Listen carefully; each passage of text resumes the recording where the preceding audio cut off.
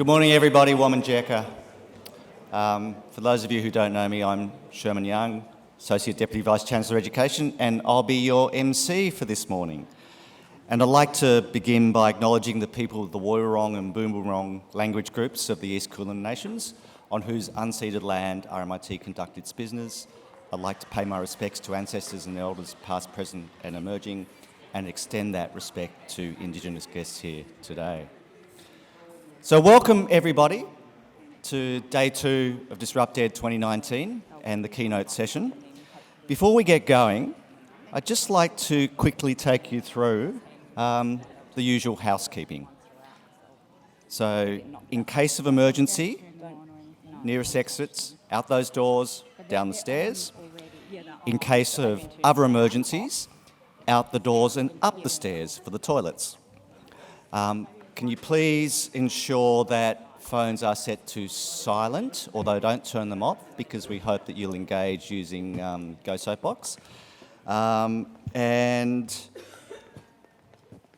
we will actually give you the Go Soapbox details. So if you do want to ask questions, Go Soapbox is available there. For those of you who were here yesterday, it's a different access code. It's just DisruptED as you see it there on the screen. And there is also a hashtag if anyone wants to post to RMIT's Yammer. Okay, now it's my great pleasure to welcome James to the stage. Now, I was asking James about how to pronounce his surname because it's a hyphenated one. And he said, well, just call me James GG. We didn't have a discussion about the meaning of GG in Australia, which I don't know if it's the same in America, but a GG means a horse. So it's my great pleasure to introduce James Horse up to the stage. No, seriously, James is Dean of Educational Technology, Learning Resources and Online Education at the College of the Canyons in California in the US.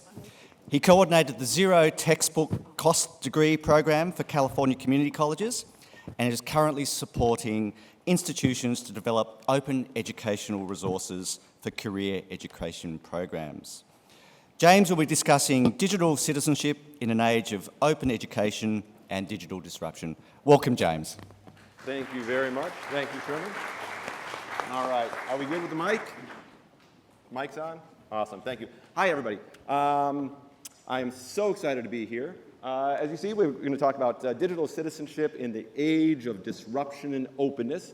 But before we get into that, I want to say thank you very much to the university for the opportunity to speak with you today. I'm really excited to be here. Thank you to Deputy Vice Chancellor Tynan for the personal invitation to come to speak with you today. Thank you to Carrie Mold for her amazing logistical support. Can't thank her enough. And thanks to everybody with whom I've had the opportunity to interact this week. It's been a lot of fun for me to do some workshops on campus and just spend some time with people in conversation. It's been really, really interesting for me. I've learned as much, hopefully I've learned as much from you or hopefully you've learned as much from me as I've learned from you. What I sense here is a great deal of optimism, a great deal of energy, a great deal of forward-thinkingness about the future. You know, I've had the opportunity to visit many different institutions around the world, and sometimes you can feel that there's energy in one place and there's no energy in another place. There's a lot of energy here, I can feel that. And it's also very apparent that in your thoughts and hopes about the future, the digital somehow looms large. That the digital is a part of it, a part of your future, should be a part of your future. And I have to say that in many conversations I've had with people, it seems as though people are not quite sure how the digital will be part of that future. So I think it's very timely that we talk together or walk together through some of the lows and highs of digital disruption, some of the dark sides and some of the bright sides of digital disruption, as also I put forward some ideas about what it means to be a digital citizen and how we, the collective we in higher education, can promote digital citizenship amongst our students and within our institutions. So I invite you to take a little walk with me through some of those ideas. And also I want to mention that I'm very happy if you want to shout out protest or questions along the way. I think there are some mics out on the floor. We'll also have time at the end for question and answer if you'd like to engage that way. But again, if I cross a particular topic or raise a particular issue that you think really needs attention right now, go ahead and leap up and let's chat about that, okay? So we're off to the races. In thinking about disruption and digital disruption and the theme of the conference, I went back to what is a classic work by Clayton Christensen. Some of you might know Disruptive Innovation back in the 90s. It was a really, really big idea that I think he made very complicated. So if you do a quick Google search on disruptive innovation, you can find a lot of very, in my mind, complicated charts explaining the cycle, explaining how change happens in society. I tend to try to make things more simple. And I try to think about change in this way. Any useful statement about the future will at first seem ridiculous. So if you pause for a second and think about, this university, you were founded in 1887, is that right? Do I have that date correct? So 130-ish years ago, 130-ish years ago. If you had said to the founder, I can't recall the founder's name, I remember the statue out there. If you had said to him that at the dawn of the 21st century, the university would still exist, that would have been a ridiculous statement. If you had said to him that at the dawn of the 21st century, the university would be a global force, that would have seemed a ridiculous statement. And yet, someone needs to think about the future in some way. So, risking to make ridiculous statements, I think, is key to understanding disruption and shaping disruption. Another example, I think it's pretty remarkable that I can be here on the other side of the globe from California. That's pretty ridiculous in many ways. If we had talked to somebody 10 years ago even and said, the colleagues you meet in Melbourne, you can stay in touch with them on LinkedIn or Twitter. You'll find your professional learning network on Twitter and LinkedIn. That would have been a ridiculous statement, even 10 years ago. Or to think that we could actually have brought me in for this talk via FaceTime or Skype. How remarkable would that be? That's kind of ridiculous. If you make that statement 10 years ago or even 5 years ago, it would have seemed ridiculous. Of course, when I think about FaceTime, I think about this. I think about missing my beautiful wife back in California and wanting to connect with her on FaceTime and my family. But this underscores for me what disruption really ought to be about, and that is the human connection. So as we think about disruption and as RMIT considers what role the digital plays in your future, I encourage you to think that what really matters and remember what really matters is the human connection. We want to be with each other. And we see this reflected in our teaching. I don't know if this happens here at RMIT. Maybe it happens down the street at University of Melbourne. But sometimes in a large lecture, we see this happening. Does that ever happen here? Does it happen more often down the street? Yeah, or even in Sydney probably happens even more often there. And sometimes, sometime in the past, and those of you who work in the digital space will remember these conversations, people have said, the solution to this is technology. We need to gamify the lecture. We need to get everybody on a computer so that they can watch that really boring lecture be videotaped. Right? Does that ring a bell for some of us? That's been proposed as a solution, right? If the student's doing this in a face-to-face class, let's record that academic. And no, that doesn't work either, does it? Doesn't really work. What the trend that I see in the United States that is happening, and I think it's bubbling up in conversation here around online teaching and learning, is the importance of humanizing teaching and learning. The importance of letting our students know that they're not engaging with a robot, right? They're engaging with us. We're human beings. And these are two friends of mine. back in California who teach a class to academics, an online class to academics, about how to humanize your online teaching. And I love this image because you can see that they're really present. They're almost jumping out of the screen at you. And the basic principles of humanizing online education in the conversation in the United States is to use a lot of short videos and not to make them very good. Pick up your phone, turn the webcam on your computer, let your dog jump on your lap, let your kid cry in the background. Let your students know that you're a human being. And when you respond to the students, respond with their names. Make sure they know that they're human beings and that you value that connection. So the technology is not getting in the way. The technology is amplifying your humaneness. That's the conversation in the United States, and again, I think it's bubbling up here. And that's really important, and I think I see this reflected in your RMIT online statements, at least on the website. Let's hope this is reality. Because on the website, the emphasis is on the network, that when you're studying online, you're not studying alone. Take advantage of the RMIT online staff. They're there to help you along your journey. So I'm glad to see that reflected. And it's really, really important to get this right, because we keep hearing conversations, and even yesterday in the opening session, we hear about the incredible demand that's out there for qualified graduates. And not every institution can build itself into the heart of the city the way RMIT has. Many institutions need to expand their online presences in order to keep up with the demand. In the United States, we know that for the past decade or 2 decades, the only sector of higher education that's growing is online. And the sector of education that's decreasing is face-to-face. The numbers are there. These are a couple of years old, but they still stand. Today we see that 15% of all students in the United States are only studying online. It's an essential part of all of the institutions of higher education today that want to survive. But as much as we put our presence online, there are still some dangers.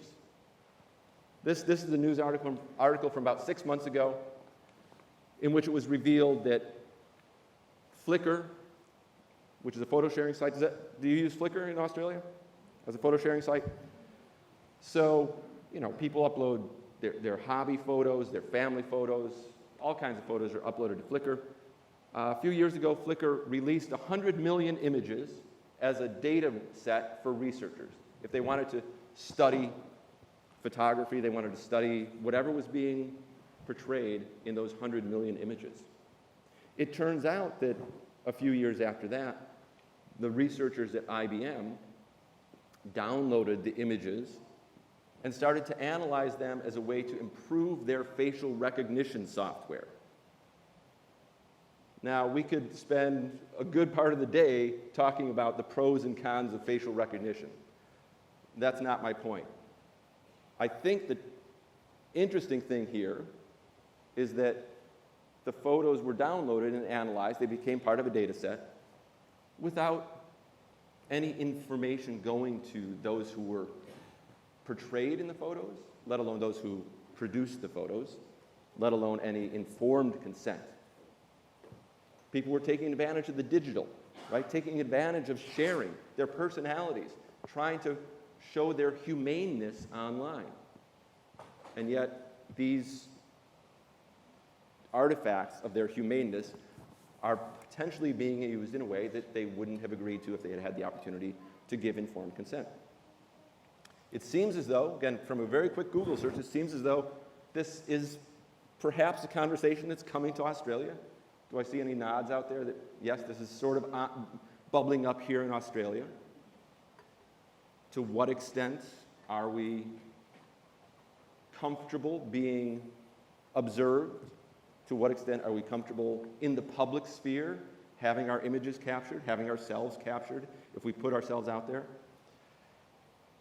One of the most important works in this broad topic that's come out recently is a work by Shoshana Zuboff, a scholar of business and economics and the digital at Harvard University. The title of the work is The Age of Surveillance Capitalism. I'm looking out in the audience, and I've had the opportunity to interact with Pablo. I'll bet you Pablo has read the book, or he knows the book. The book tries to explain what we're emerging into under the guise of, or under the rubric of surveillance capitalism. And surveillance capitalism is defined in her book as a form of information capitalism that aims to predict and modify human behavior as a means to produce revenue and market control, which can be a little confusing if you're not deeply involved in this realm. What it means is that when we go online and we shop for shoes, we all kind of know that we're going to get a bunch of shoe advertisements for the next week, right? We kind of know that today. And I'm kind of glad that when I look for books or listen to music, that I get some recommendations based on what the algorithm in the platform perceives to be my preference. Right? I've discovered a lot of great music and a lot of great books and a lot of great shoes thanks to those kinds of algorithmic guides. The point of this book, though, The Age of Surveillance Capitalism, and today surveillance capitalism is becoming used as shorthand for what I'm about to describe, is that in order to predict our behavior, well, in order to monetize our behavior, platforms have to predict our behavior. What's the best way to predict our behavior? The best way to predict our behavior is to control our behavior, direct our behavior. The best way to know what I'm going to click on next is to only give me two choices. So what we find increasingly in the digital is this sense of polarization. All of our digital interactions become just this series of binary decisions or binary choices. Really, we rarely have time to make a conscious decision. We're faced with like, don't like, on, off, buy, don't buy, go this way, go that way. Now, the issue with this, in my mind, is that it often limits our human autonomy, our opportunity to even make a decision, because we're funneled in the platforms in which we interact in the digital. We're often funneled through, again, this series of binary decisions or binary choices. We all know, we can point to a million examples out there, and we know that people will try to game them. People will try to fool them. This is, I think, probably a pretty well-known example of HR firms, headhunting firms, and human resource professionals these days use algorithms to read the initial level of your CV or of your resume, of your application. And it's pretty well known by now, at least amongst your students. I don't know whether it's well known amongst you, but amongst your students, it's pretty well known that the HR firms will be looking for certain key terms: creativity, digital literacy, the terms that we heard yesterday in the opening panel, as being so important. A smart graduate today will embed those words in the CV in order to get through the first level robotic review of applications. So this news story is kind of, I suppose, kind of funny, because we have an HR professional telling people to simply embed, and this is in the UK, to simply embed Oxford and Cambridge in white text into their CVs so that, again, they'll fool the algorithms into thinking that maybe this is a graduate from Oxford and Cambridge, and they can get through to the next level of review. So again, we're taking out the human element here.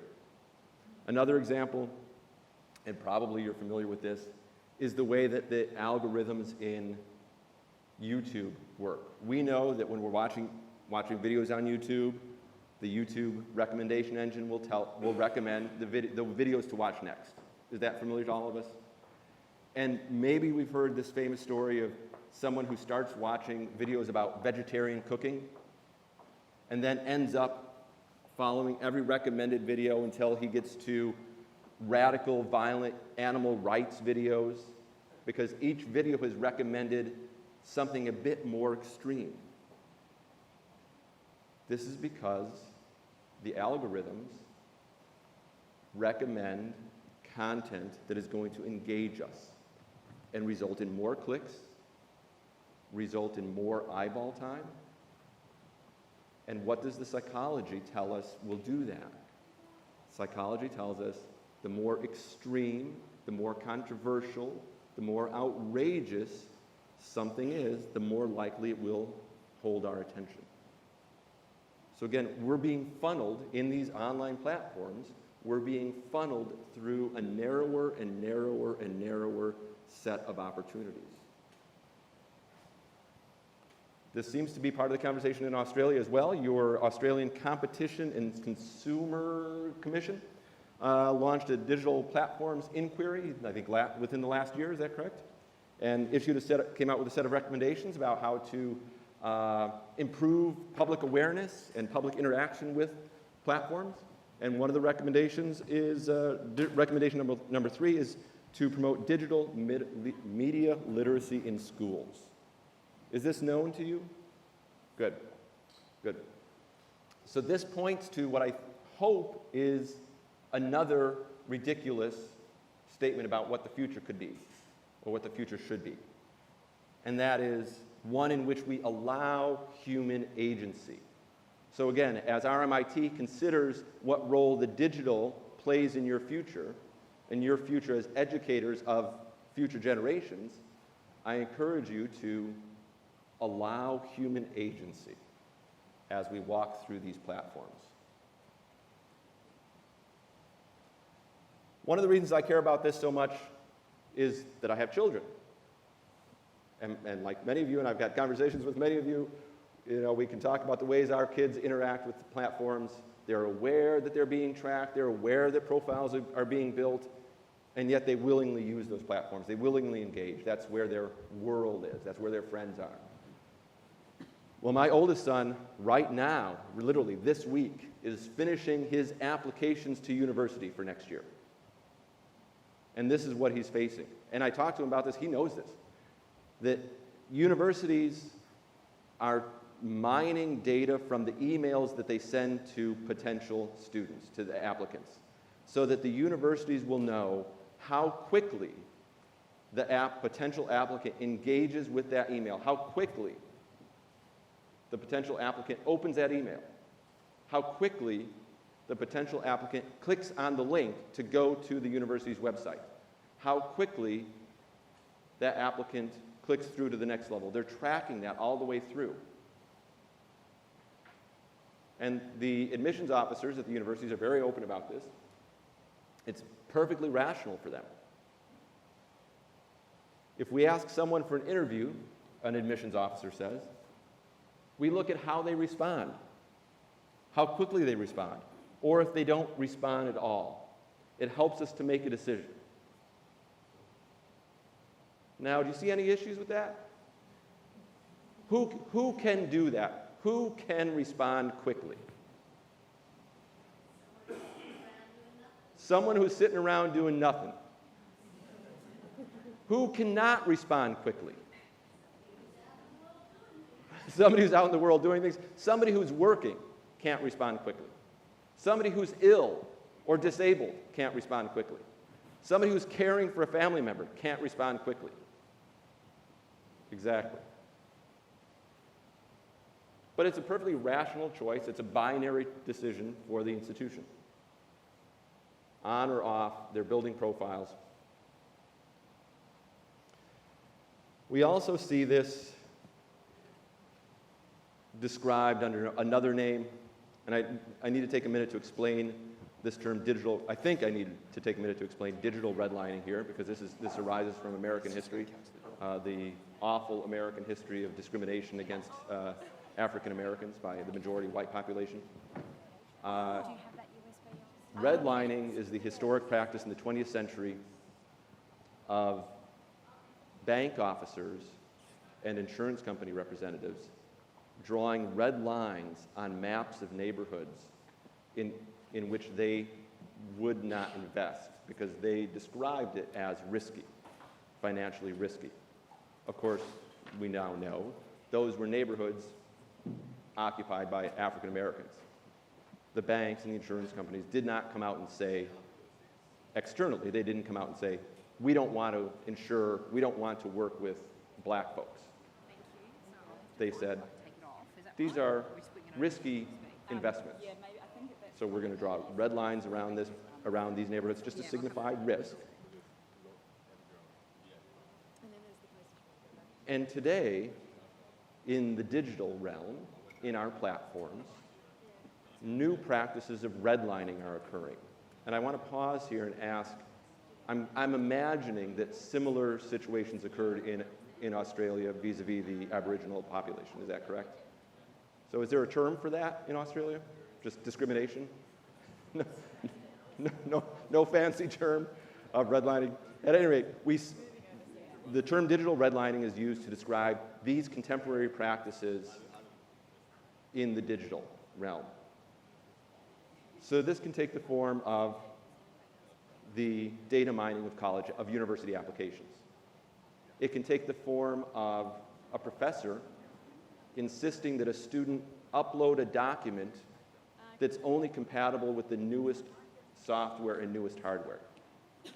That professor's not discriminating against the Aboriginal students, not discriminating against black students, but insists on the assignment being submitted with the newest hardware or software. It can take the form of no access or insufficient access to high-speed internet. In order to succeed in this classroom, you have to watch this video.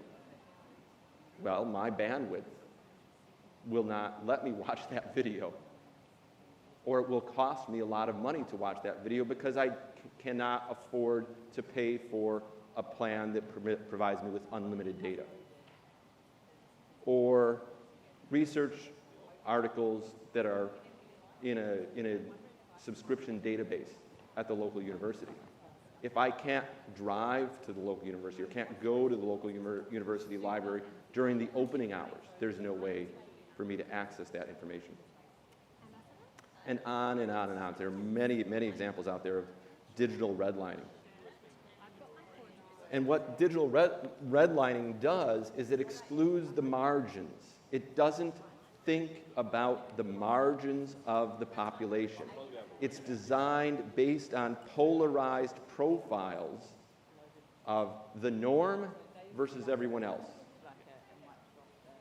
I design the application mining system to give me results of students who I want. I design the assignment, the parameters of the assignment, the technical parameters of the assignment to give me results from students like me. Because I can only process, and our platforms can only process like, dislike, in, out, on, off, like us, not like us. So when you consider, again, the role of the digital in the future of this university, I encourage you to design for the margins, not only the mainstream and the majority. We can chat at the start of morning tea. Like it's morning tea. Also, we've got a lot of data running around our institutions. I think yesterday, Deputy Vice Chancellor Tynan said in her opening remarks, I can't remember the number of terabytes of information that this university downloads every day from all the activities that happen on its networks. There's all kinds of data that we track. There's data that we know about what happens with us. And I suppose we have rules about how we interact with that data. Then we have data about ourselves, about our students, that we selectively share with partners, with vendors, with companies, with outsiders, perhaps with government. And I suppose We do that selectively because we have rules about that. In addition, there are platforms that we ask or even demand that our students interact with Coat rails out. that collect data about them and create profiles about them and extract value and monetize those profiles. And those are external platforms, and we have no controls over them. So we increasingly see in the United States, for example, that the large commercial textbook publishers are moving away from print textbooks, and they're moving towards online homework systems. Students have to pay to access the online homework systems. All of the classwork is inside of a paywall. The transaction is between the student and the publisher, not between the student and the university, not between the publisher and the university. So the university has no status in that relationship. The university can't say, use or share that data under certain circumstances, because the university is not part of that transaction.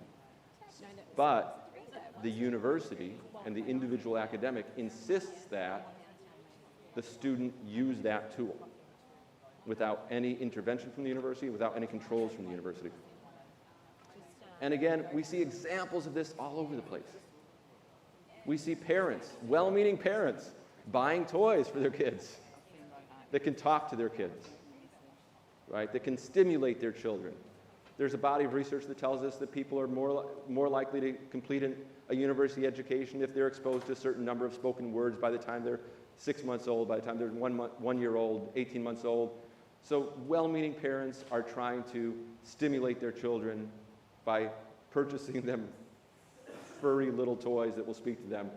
Of course, we know now, I hope this is old information for you, we know now that just like with Alexa and Siri and all those other speaking gadgets that come into our homes, that these toys can be compromised, that people can be listening and people can record and extract the recordings. And think about the kinds of conversations you might have with a child who's ill, a child who's anxious, a child who's concerned or hurt, and that those conversations are being extracted and manipulated somehow for profit. But we know that's happening all over the place. Amazing example, just last month, just less than a month ago in the United States, a story came out about a primary school, an elementary school, that took digital fingerprints of the pupils, 5, 6, 7-year-olds, to integrate with its school lunch system, with its school cafeteria system, so that students would swipe their fingerprint and the school would track who was getting lunch that day, who was not getting lunch that day. Turns out, of course, the files of the fingerprints were not stored on the server of the school. They were stored on the server of the vendor, the partner who had provided this technology to the school.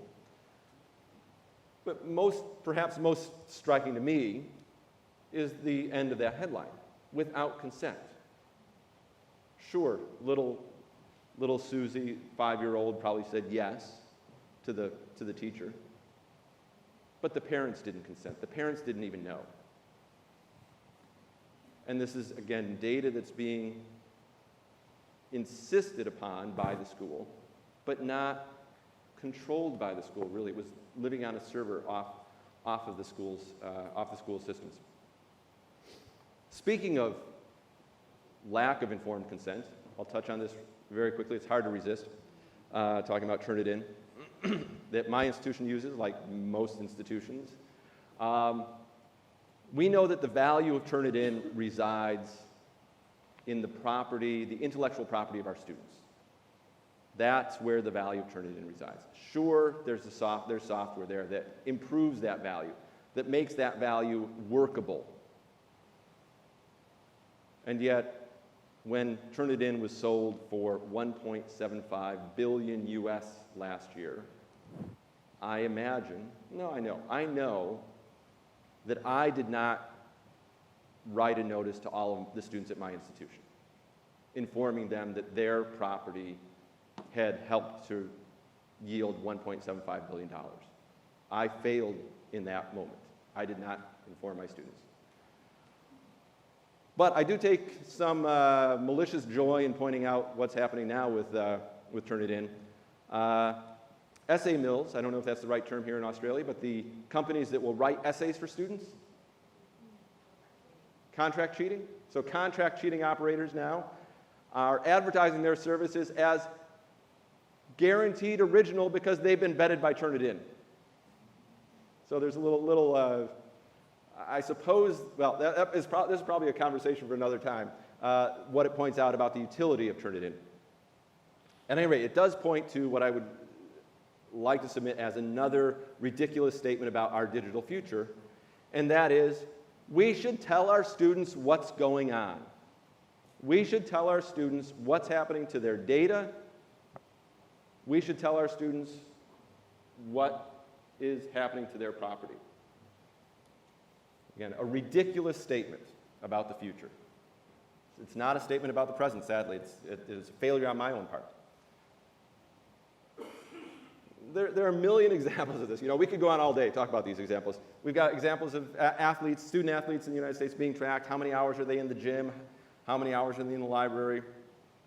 It's a very short step to this future in which learning is happening without limits. Where is the human being? Where is the academic? It's learning without academics. If this student gets bored or his attention flags, we can put these glasses on him. Attentive view, a biofeedback system for real-time monitoring, senses when attention is wandering, and then gives you a little nudge, physical nudge, to pay more attention.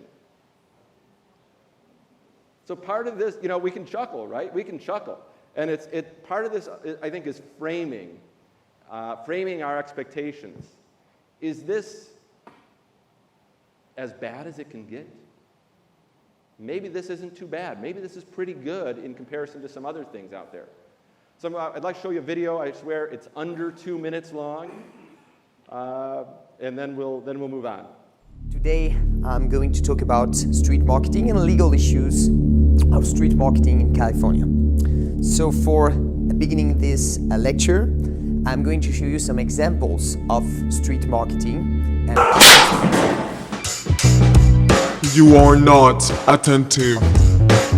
About subject we are talking about. So here, the first example is street marketing. Be careful. In 15 seconds, you will normally be inattentive.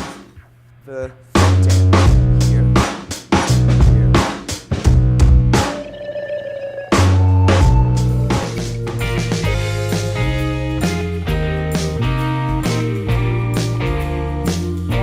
Ladies and gentlemen, tell me, which brand are we seeing now?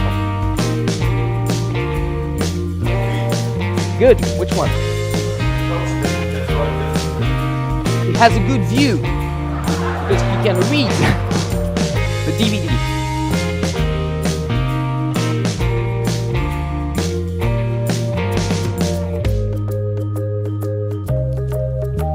Congratulations! You successfully passed the quiz. You can now proceed to the next lesson.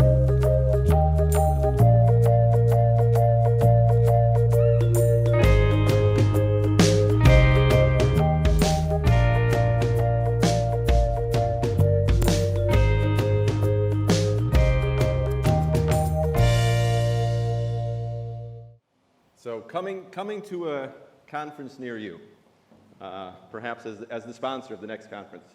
So I suppose it's a matter of framing. But let's imagine that that's as bad as it can get. What can we do? What's the way out?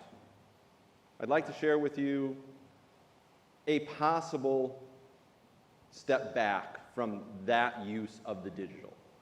There are different ways to leverage the digital, different ways to interact with the digital. Prime amongst them is open education. Open education, trust you know about, roughly, refers to resources, tools, and practices that openly share knowledge and information, usually digitally, to improve teaching and learning worldwide. Simple as that. It's a way of sharing. It's a way of sharing. Resources, you've heard about OER, Open Educational Resources. There are also tools and there are practices. So let's take a look through this concept of open education and how that can fit into the digital. The demand for open education usually begins as a response to students. I'll share with you a couple of quotes that I've gathered from students in my home state of California when we ask them about challenges or barriers that they face. One student tells us, "I took a lot of time off school just because I couldn't afford the textbooks. Even after I became a student, purchasing the textbook was the hardest part." That's kind of sad because you'd like to think that the hardest part is passing your class, right? Writing the paper, performing well on the assessment. Another student tells us something that breaks my heart. "I couldn't go last semester because I couldn't find any money. The system sucks. Only people with money can go to college. Poor people stay poor. Rich people get to stay rich. The system is rigged against the poor." You know, that's the way that students see higher education in the United States, all too often. It comes from, whoops, is this on autopilot? Sorry. It comes from this chart to a large extent, and you probably know enough about this, you've heard about this, that the cost of commercial textbooks in the United States has risen incredibly. Over the past generation or so, the cost has gone up 1,500%, faster than any other data point. The impact of that on our students, because we ask our students, the impact is shown here. Because of the cost of textbooks, 50% of students say that they take fewer classes or different classes. 2/3 of our students say that they simply choose not to buy the textbooks. And oh boy, 95% of the students are stressed about it. But we know this, the collective we in the United States, my institution, a lot of institutions I work with, we know this because we ask our students, what are the barriers you're facing? It seems that this is part of the discussion in Australia. And it seems that you do have data. Your National Union of Students provides data telling you, that over 50% of your students have foregone purchasing a textbook because of the cost. So again, if we ask our students might tell us that we need to do something, that there are issues, there are barriers, and that we could use the digital to respond to what our students are telling us. What seems reasonable to me as an academic is that we shape education in this way. We would like students to have access to instructional materials on the first day of class. It's reasonable in the digital age that online materials are free. We'd like relevant and current content, and we'd like academics, not fill-in-the-blank publishing house, to control the content.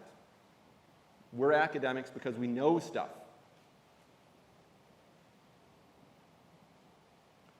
One of the ways to do this, to provide this, is to engage with open educational resources, provide your students with open educational resources, simply defined here as freely available learning materials that can be shared, copied, edited, and shared. Freely available, they can be shared. What does that mean, really? It means these two forms of free in my mind. Gratis, meaning no cost, and libre, meaning no boundary. So instructional materials, textbooks, videos, audios, notes, animations that are no cost to our students and that we can share, and we can share legally. The mechanism for sharing legally is an open license, typically a Creative Commons license. I hope this is kind of familiar to you. Creative Commons is highly used in the arts. A Creative Commons license simply says, this work that is under copyright to me, I give everyone permission to use it.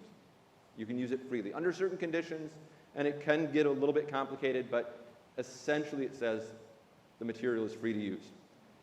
This concept of open educational resources comes from this little-known institution, MIT in Cambridge, Massachusetts. They started the OER movement back at the dawn of the 2000s by digitizing their courses.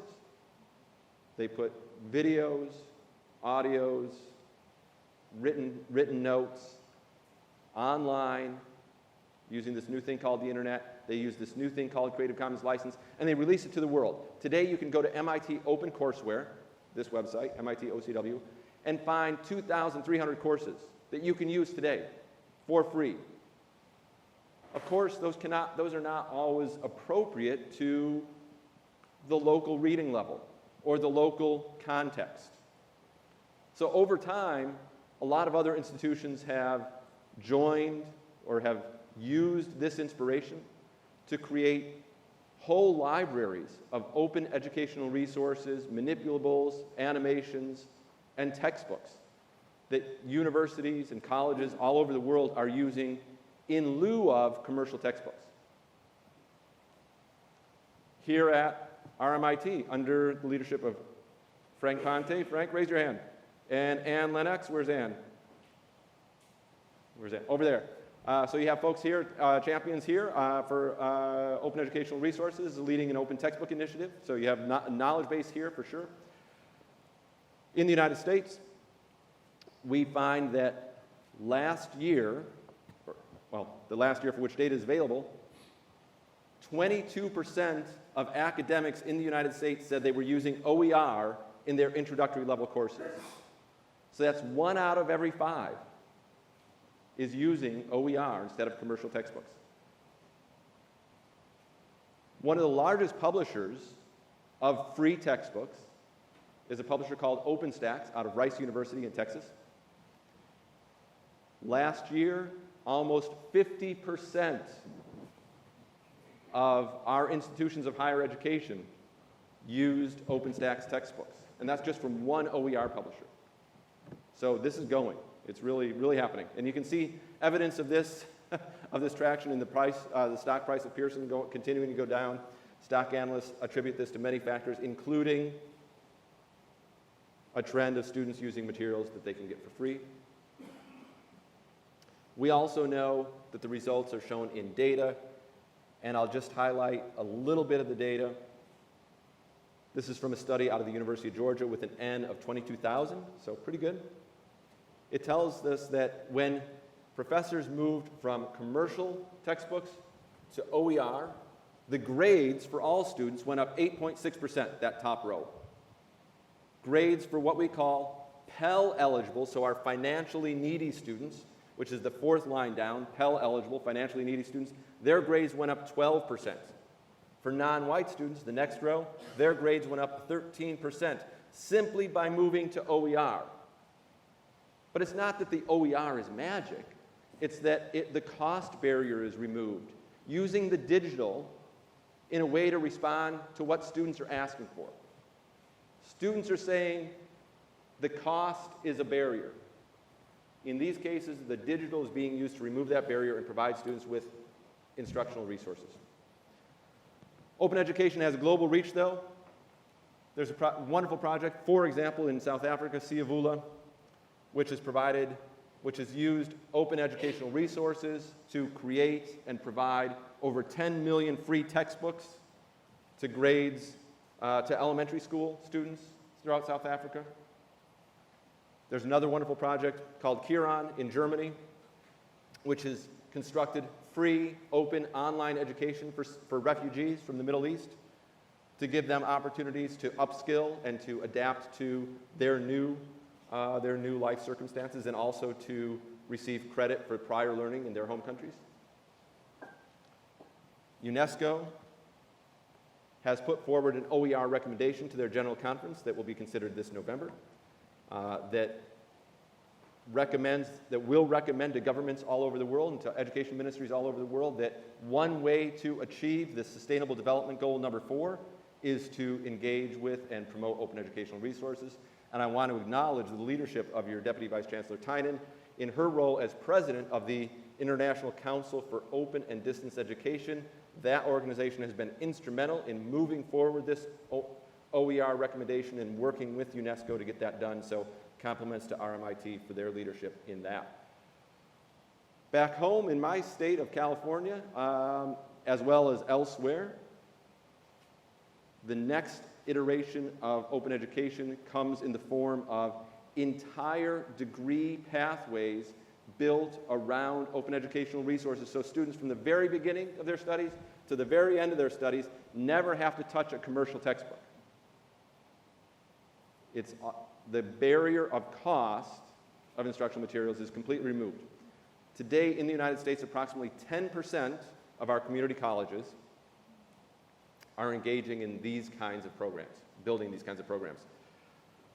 One element in the success of these is that we're obligated by law in many states to disclose to students in the schedule of classes, in our online schedule, we have to tell students not only the cost of the materials, but also when there is zero cost involved. So students can help to drive the demand. At my own institution, I've got a little army of student workers helping to drive the demand, helping work next to professors, working next to academics to produce open educational resources, to adapt and edit and improve materials that have been built elsewhere. And I want to pause for a second and tell a quick little story about these student workers of mine who are pictured here, but we've got a lot more of them. But these guys, they came to me a couple of years ago when they were just starting to work with academics on editing textbooks and mashing together different content that had been produced at different institutions. They came to me and said, James, we got something to confess. What is it? We're changing the names. What do you mean we're changing the names? They said, well, you know, when we're going through these textbooks, whenever there's an example of a person, there are all these old white people names. We're changing the names to Jose and Maria and Abdullah and Mojdeh because those are the names of our friends. Those are the names of people today. I said, wow, I'm really impressed. I'm really proud. Let's make sure that we talk to the academics and work that into a formal part of the workflow so that nobody's surprised by this. But I'm really impressed that you thought of that you took the bull by the horns, that you did it, and that you take ownership of the academic enterprise.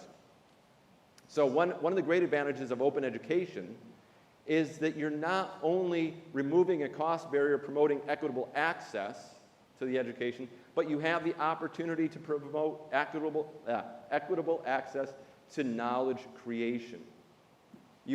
Because of the open license which permits you to adapt the material, you're legally able to contextualize the material to reflect the needs and realities of your students.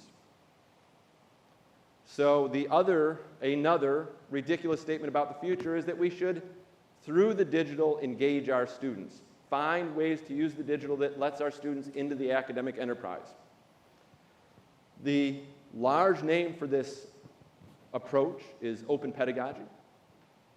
How do we open the box, open the classroom, to let students become co-creators with us? Can they help to update the statistics for your class? Can they help to identify ways in which your class materials is outdated? Are you using terms or your learning materials that you haven't read for 10 years? Are your learning materials using terminology that seems a bit old-fashioned or maybe even is offensive today? Can your students help to identify that? Can your students help with the reading level? There's material that's confusing for your students. Can they rewrite it in a way that students today would understand? How can we help students be co-creators? There are even guidebooks out there now on how to create textbooks with your students. So this is a rapidly emerging area in open education. And it all comes from this crazy, really crazy practice that we all engage in, we're all guilty of. At the end of every semester, when you're done marking the papers that your students have turned in, the projects that your students have produced, what do you do with them? You throw them in the trash. You throw the masterpieces in the trash. I do. I did for years. And students know that the whole thing is a fiction. You talk to little kids, they know that it's a fiction. They know that the teacher isn't a real audience. They know the teacher is going to throw the work in the trash bin at the end of the semester. What could we do to motivate our students? How could we open their minds to being creators if we found a way for them to have a genuine audience? We don't want to train our students to be data points. We don't want to train our students to be subjects of surveillance. We want to train our students to be creators, to be authors, to be problem solvers. We heard that yesterday. So can we change our teaching practices just a little bit to give our students authentic audiences, authentic experiences? Here's one last radical idea, ridiculous idea. Can we teach with Wikipedia, the world's largest OER and the world's largest reference work? We all use Wikipedia. Some of us are embarrassed about it, some of us are not embarrassed about it, but we all use it. If you look up teaching with Wiki or teaching with Wikipedia, and it's at wiki.edu, you'll find that they have a formal program in which they train academics and teachers, and they train students how to edit and or create, or edit existing or create original articles on Wikipedia about local history, about local developments, about things that are important to students today, things that are very unique to your field of research that nobody else has written on yet. Over 100,000 words were submitted by students last year in the United States that were ultimately vetted by the Wikipedia editors and the Wikipedia process and published. For real, they're published authors now. We can laugh at Wikipedia and turn our backs on it and pretend it doesn't exist. Or we can know and recognize that it's the largest reference work in the world, and we can help to improve it and empower our students. So that's the last ridiculous statement. I'll go back to the first. Remember that any useful statement about the future at first will seem ridiculous. But I think RMIT can embrace the ridiculous. This is one little excerpt from your strategic plan, which again is coming to a conclusion next year. But I imagine 5, 6, 7 years ago, to some of you here, these directions and these goals seemed ridiculous.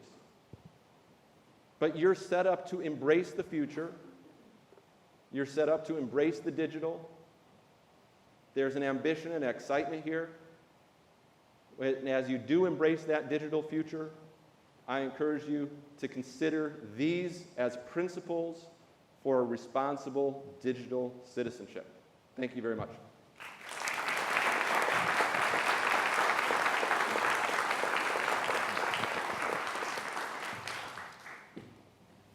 Okay. Do we have any questions?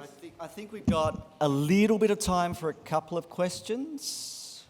Anything from the floor? Otherwise, I have a ghost soapbox question, which I can ask. Okay. There was a question about sustainability and how you think OER might actually contribute to sustainability, both in terms of academic workload and also more generally. So let me clarify the meaning of sustainability here. Do we mean sustainability in the terms of the people who are camped out in Carlton Park, or do we mean sustainability in terms of keeping the movement going? I think you have the floor to define sustainability as you see fit.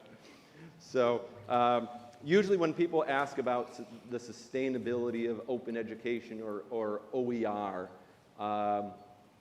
the concern is that much of the work in OER has been commissioned by institutions that have made an initial investment, or by private philanthropic foundations, or by governments. And what do you do when that money runs out?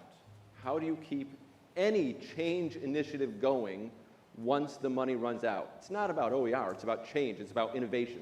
How do you do that? A lot of innovation that comes out of universities is monetizable, right? We're going to support research here, and then we're going to work with industry and sell it and make money. That's not what OER is about. Nope.